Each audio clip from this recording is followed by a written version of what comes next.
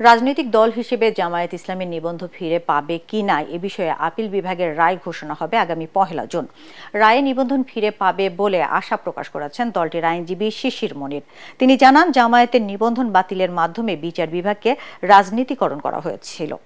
নির্বাচন কমিশন যেন দাঁড়িপাল্লা প্রতীক ফিরিয়ে দেয় এ বিষয়ে আপিল বিভাগ রায়ে পর্যবেক্ষণ দেবে বলেও তার আশা। জামায়াত ইসলামের নিবন্ধন অবৈধ ঘোষণা করে হাইকোর্টের দেয়া রায়ের বিরুদ্ধে করা আপিলের শুনানি শেষে প্রধান বিচারপতি সৈয়দ রেফাত আহমেদের নেতৃত্বাধীন 4 বিচারপতির বেঞ্চ রায় ঘোষণার জন্য 1 জুন দিন ঠিক করে আদেশ দেন।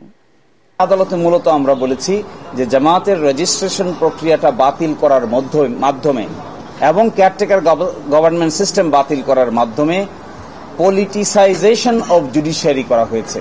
আজকে যে জামায়াত ইসলামীর নিবন্ধন মামলা শুনানি হচ্ছে, যারা এই নিবন্ধন বাতিল করেছেন তারা মূলত বাংলাদেশের উচ্চ আদালতকে রাজনৈতিকভাবে ব্যবহার করেছেন। আমরা এক্সপেক্ট করব যে আমাদের এই আর্গুমেন্টের ভিত্তিতে আগামী 1 জুন ইনশাল্লাহ জামায়াত ইসলামী তার নিবন্ধন ফেরত পাবে।